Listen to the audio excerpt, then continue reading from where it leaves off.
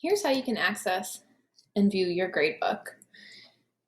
There's lots of different ways that you can divide up your gradebook, and we'll go through a few of those options. So you can sort by all of your students, or if you have grading groups set up, you can sort by grading group here as well. You can also see by report period. So if you want to just see Q1 assignments, you can see these items here. You can filter by all materials or by grading category. So I could just look at all of the items that were marked as with the completion. You can sort by due date. And you can also just look at the ones that have been marked as excused, incomplete, missing. And so those tags are here. You can mark something as excused by clicking on this little flag. This little bubble on the other side is a comment for your students. So you can type here and then display it to them if you want to give them additional feedback.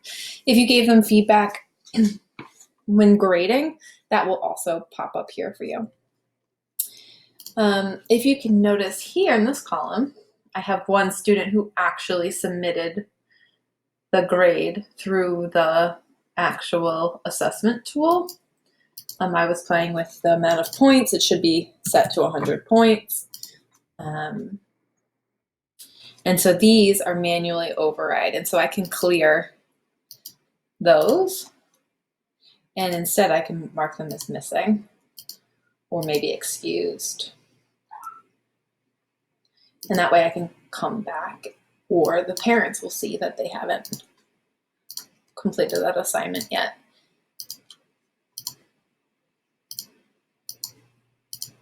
And maybe I noticed that a student was partially finished. I can also tag it as incomplete.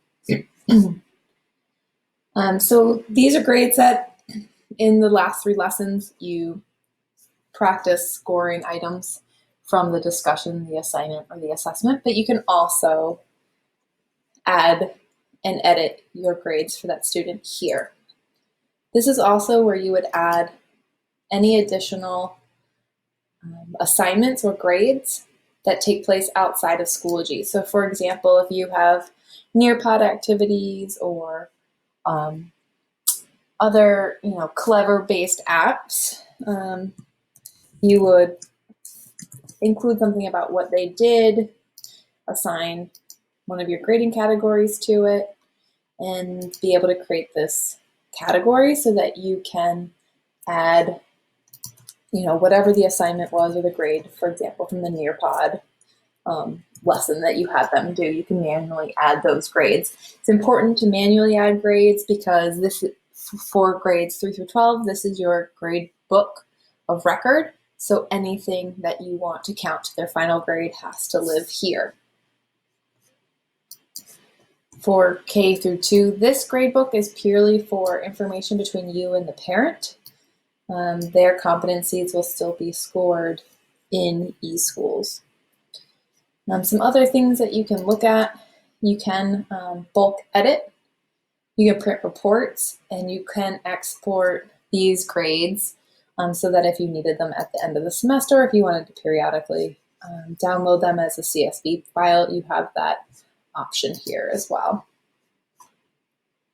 One of the things you'll notice is that if you have individually assigned items, the row will be grayed out for a student that was not assigned that item. So in this case, only this student received this assignment.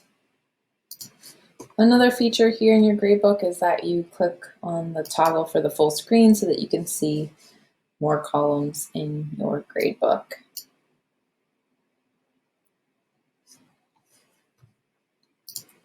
One of the other features about the gradebook is that you can click on your